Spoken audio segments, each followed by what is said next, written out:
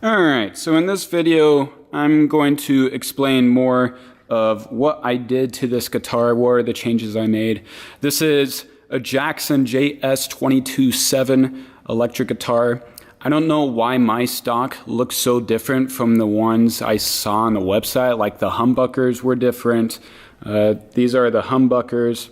It also said it was a Satan black. I got more of like a metallic black. So I don't know why mine is so different from the others, but it is what it is. So yeah, this was the stock humbucker it came with.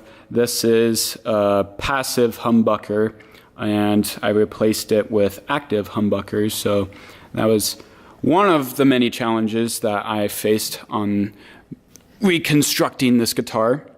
One of the other things was the stock pegs on my 7-string was absolutely horrendous. It could not hold a tune for more than 5 minutes, so I changed the tuning pegs. These are auto-lock tuning pegs, so they're very nice. They hold a very nice tune. I don't know what brand they are. I just got them off of Amazon, and they seem to be doing the job pretty darn well, so no complaints there. The other thing I did was, obviously you could see I kind of did a paint job. I like personalizing my stuff, so it's not the best paint job. I just used acrylic paint and it doesn't look completely professional, but I just thought it would look cool, so that's the look for it. I also drilled an extra hole for another peg, specifically so I can use the HF tilt feature that comes with the Fishman humbuckers. So I'll get more into that later on. Otherwise, let's just get right into the internal components, because that's where the magic all happens. So this was my first time I've ever done something like this. So there's a lot of things that I learned on my end. Apparently it's not common to mix up pickups from different brands, and for a very obvious reason, but I was able to make it work for mine, and I was very lucky. It was a painful process of having to make a lot of modifications, having to drill through holes, having to shield up some things with some aluminum tape and stuff like that. Alright, so you'll have to excuse the cable management here.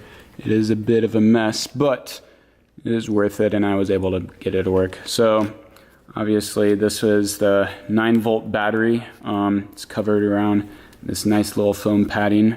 Sits nice and snuggle on the side. Alright, so here's some really close-up footage of what I got here. You could see that I had to drill bigger holes for both the pickups for these cords to go through, specifically these kinds, and the reason why is because the ones that came with the stock were a bit skinnier for the wiring, so they were able to go through easier through a smaller hole. So I had to drill a bigger hole, and just to make sure these fit. Then I realized, sorry, it's out of focus. I realized that the ones that the Fishman came with for these 3 ports, and luckily they were the same ports that EMG was using, so that's why I was mainly able to get this work and why I got lucky. But what I wasn't so lucky on was the Fishman had a soldering process, while EMG is making things more efficient and using a solderless process. So you could see the bus board that I have here, along with some of the other wirings, such as the passive tone and the master tone. I'll get more into detail with those later, but it was mainly trying to work with the Fishman and then this 3-select switch. That was a huge pain in the butt.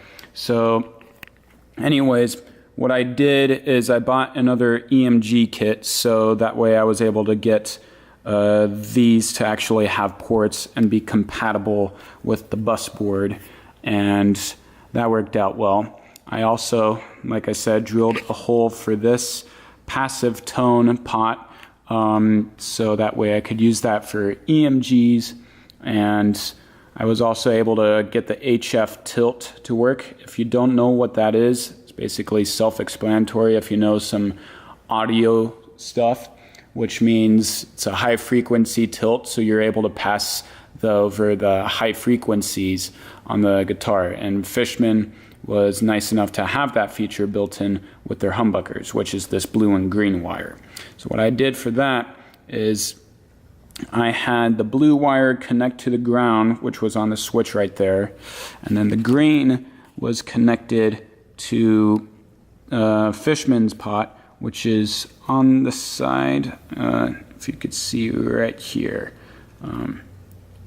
It's right there. So yeah, that's what I soldered it to. And then to get it to work with the master tone, basically what I did is for one of these ports, on the other end, I just cut it off because, you know, signal and ground. So what I did is I went over here, back to this pot, soldered the signal to the lower region right there in the middle.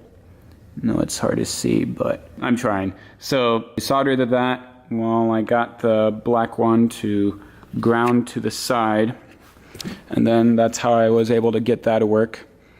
Busboard made things a whole lot easier. The three-way switch was a pain in the butt, mainly because there wasn't any YouTube tutorials or any way I could figure out how this three-way switch worked on this 7-string guitar, just because it was very different from how the other ones operated. So this was soldered for the bridge, this one's for the output, and this one's for the neck. And I basically had to play the guessing game for a while until I was able to revert back to my old photos that I took before the disassembly, and I was able to figure it out and be like, oh, it's got to work this way. So anyways, I was able to wire these up into the bus board right here, and then you got these 3 channels. So I believe this one's the bridge, this one's the neck, and then this one was the output. And then from there, you just learn your I/O. So I channeled that into the master tone, and then I channeled that master tone into the passive tone, and I was able to channel it out to this for the input of the 1/4 inch.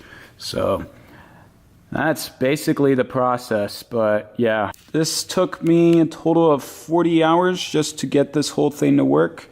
So yeah, it was a first timer, and I was expecting for it to take that long. But there's a few trial and errors, and it was a good thing I got an extra EMG kit and it came with the others, because the previous passive tone actually started bending and wasn't working, so I was able to replace it with another passive tone pot. So yeah, that's basically what it looks like from the inside. So yeah, I mean, it's easier said than done, but common question that people will ask, and I will tell you what my thoughts are about it. People will ask, you know, do you prefer to buy a really nice, fancy, and expensive guitar, or would you prefer to just buy a cheap guitar and build up from there? Obviously, my answer on this is to customize your guitar,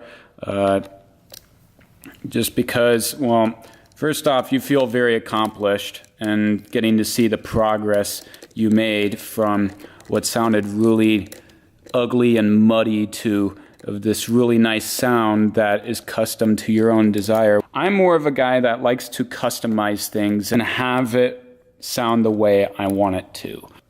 It's a huge money saver, if you ask me, and it's just a fun project to do overall. And it's very nice because, like I said, and I'll keep saying it, you get to customize it to your own liking. And I forgot to mention, so this is the Fishman Fluence 7-string Monert Alnico. I think I'm pronouncing that right. Either way, that's for the neck. And then for the bridge, I got the EMG 817. Both of them sound really nice. And If you haven't heard of them, go to my sound comparison video.